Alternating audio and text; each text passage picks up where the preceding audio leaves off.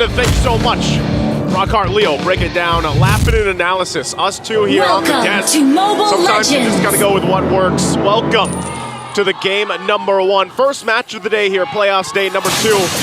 FCAP versus Blacklist International. What we saw yesterday, man, very impressive from Blacklist. I think a lot of people, if you guys missed it, they performed out of their minds. Ingan, how are we feeling about the lineups here? You know, I gotta agree with the panel again.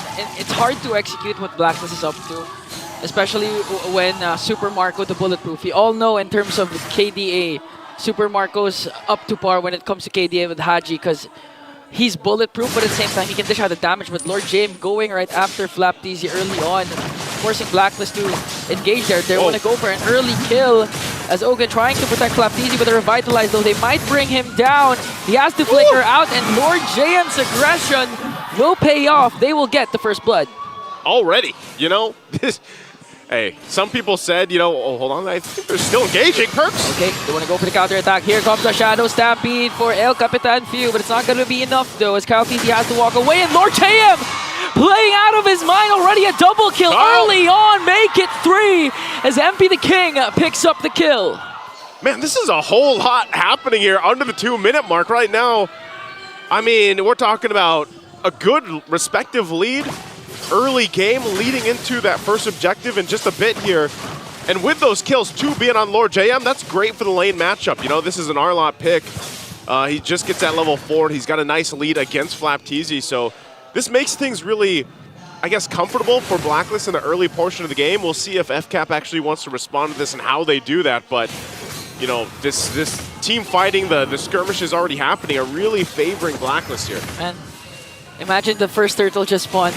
Already 3 kills for Blacklist, 1.3k gold lead. A lot has happened. Yeah. So for sure, this game will be action-packed as 4 agents are securing here the turtle. FlapTZ and Ogre just trying to survey the scene, trying to disrupt Blacklist as they will secure an uncontested turtle. The other upside of this lineup from Blacklist International is just the fact that, you know, you have this Lo Yi here. Haji's running the Warcry emblem, and that's why also those early skirmishes, you know, when he was able to get the interactions off, like that extra damage does play a part, and it's hard to fight those early fights with a Lo Yi across from you. Now later on, once those diversion plays come in handy, you know, that's where you really kind of keep FCAP wondering, like, where are we going to come through from that diversion play? Yeah. And it's tough to deal with. Look at that early damage already. Yeah, it's really going to boil down to the execution of our mid laners. Haji and Few, they have at least the most important ultimates for their respective teams. Few with the Netherrealm, Haji with the diversion. And we've seen, oh, wait a minute, okay, they want to go for more Blacklist, forcing Ogwin to cast that AOG. And going back to my point, remember the time when Haji and MP the King paired up the Lo Yi with the Hayabusa, and they were just going crazy with the macro? That's when Blacklist International's momentum started.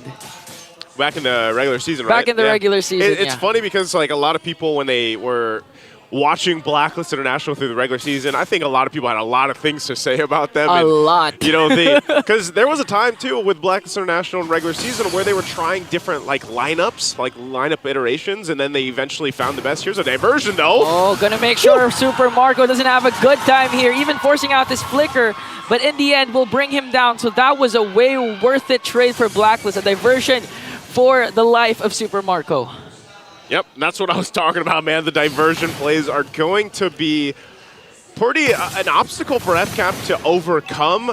Now, with the lineup that they have here, too, they're really hoping that, you know, late game is where they can shine and they can utilize, especially the carry pick, you know, with Super Marco, even though he's already gotten taken down. Yeah. That pressure is going to be continuous there, though. So for FCAP, they've got to be able to kind of protect Super Marco, allow the late game to happen, because, Ingon, the way things are going right now, like, I don't know if FCAP's going to get there. This second turtle for the taking, too, and Blacklist might either look for a pickoff or just start it up. Because ideally, the plan for Falcons AP Bren is, of course, late game insurance Super Marco with the carry. But Kyle TZ was supposed to be dominating early game with the Suyu pick, and so far, we've seen Suyu dominate early games. We've seen it with Andoryu. We've seen it with Carl TZ. So far, not a good start for Falcons AP Bren because of the unexpected aggression Blacklist is showing as MP the King and the rest of Blacklist works on FlapTZ and Ogwin once again as they will bring him down. FlapTZ has to go with the split. Perks pops his Revitalize. Okay, now FlapTZ still working on Lord JM. Perks goes in with a glorious pathway with MP the King as well. Oh.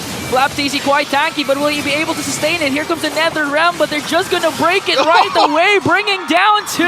MP is still alive. Few is the next target, and look at Lord JM. 5-0-2. Man, it sucks that the Alamat Awards just ended because this guy, one of the most improved players for the playoffs. Yeah, that's a good point because a lot of people are talking smack on Lord JM A lot. through the regular season. But man, we're going to look at the replay here. He's trying to make a play in mid. I don't think that's going to result in much. But looking at this replay brought to us by Infinix, this was great. Final slash, able to find multiple members after the Nether Realm was even used. And then they go in, continue to collapse in. So just a huge lead right now for Blacklist. And a lot of this early on snowballed already into this point of the game. You know, that mid-game where you're really just seeing how strong the fighting composition is. And the great thing about this for MP the King especially is this makes your job as a Ling so much easier. Like, you can just do what you need, roam around the map, focus on, you know, these objectives if you need to. But ultimately, the power spike right now for Blacklist International is just so massive that FCAP is going to have to really, like, slow things down. And by slow things down, I mean just not die. You know, like, they don't want to go into a fight because they're going to be outgunned and outmaneuvered right now. And OHAB hasn't even really had to be part of these fights, obviously. Yeah, he's just literally going on a laning phase with Super Marco, having his own mini game up top. And Blacklist, what do you expect? No one could have predicted this. An 8-0 start coming into game number 1 up against Falcons AP Bren, the reigning, defending world champions back in M5. 5.4k gold lead already. And I do agree with your point. MP the King, right? Okay, they're going to send out someone there. It's going to be Lord JM at the diversion, and they're just going to wait. But I think they're going to spot out Ogwin. Are they going to be able to burst him down, though? 4 members of the Bees are here. Perks might be in trouble. The Shadow Stampede will catch him. FlapTZ goes in as well. And the class will stop there. And okay, going back to MP the King. He's having such a good time because during the regular season, we would always see MP the King struggling because enemies would tend to invade his purple buff. But this time, 3-0-3 start. Not even minding whatever clash is happening right now, just focusing on the macro for MP the King. And that's what I'm saying. Like, they're just gonna have kind of an easy time right now. Third turtle, I would be surprised if FCAP really wants to press into this and contest it. It looks like, you know, they're kind of getting angled for this. And we'll see if they actually do it, but it looks like not. 3 for 3 now on the turtles, as it should. Again, FCAP really just needs to get to the late game here. I think we have to talk about how can they get to this game? Oh, hold on. Okay, they sent him. Oh, they're reposition. again. I think Ogwin knows. Ogwin has to know. He spotted that bush earlier, but oh man, if he walks into that. Okay, he still has the AOG. He still can't escape here, but he's getting bursted down, and Perks will pick up the kill. A fast burst, a fast rotation, fast play for Blacklist, and MP the King works on Kyle TZ. He's gonna get stunned though. Templates of Blade will be casted. He has to walk away because of the tower damage. Kyle TZ pops his 3rd skill. He's chasing after him. Super Marco as well, but MP the King will remain alive. Oh, wait. Hold on. Wait, go to the bottom lane, please. Can you see? Okay. He got out. MP the King got out. MP's fine. Blacklist goes and swings it forward, gets a turret up top. Tier 2 now. Down there. Just OHAB having the gold lane experience, pretty much doing what he wants to do. Farms up. He hasn't really even shown just yet, but look at this. He's already got the Feather of Heaven, Starlium Scythe locked in, working next on the 3rd item. Most likely Holy Crystal. He's got a little defense physically. Hold on, mid lane. Okay, we're gonna watch for Lord JM. Okay, Final Slash goes in, as well as the Glorious Pathway. Nether Realm will be casted, but look at the damage coming in from Blacklist. They're gonna bring down 2. They don't have minions though, so they have to wait for it before they take down the mid lane turret. And Lord JM again, literally playing out of his mind. A 505 KDA. He's not part of just 1 kill all throughout Blacklist initiation. This is just nearly, for Blacklist in game 1, this is basically a perfect game for them. You know, there's been no like window for FCAP really to respond. Now you can see, I was just saying that he was going to pick up the Holy Crystal. He gets it at almost or under the 10-minute mark.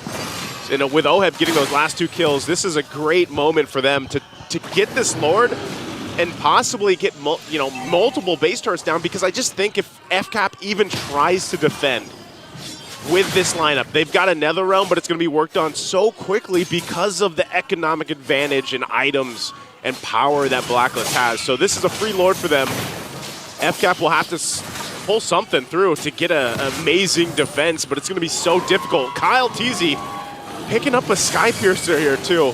Okay. Yeah, very, very interesting, right? They don't have any kills on the board. He picks up a Sky Piercer, wants to just get one of the items that he can, but they're going to try to hold this down.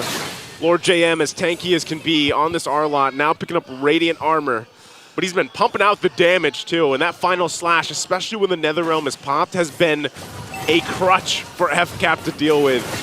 So right now they try to hold down these turrets. They're going to have to wait for this Lord to march in. Diversion again, where they go. Oh, they're going to catch Kyle Teasy! Instantaneously bursts him down! The timing.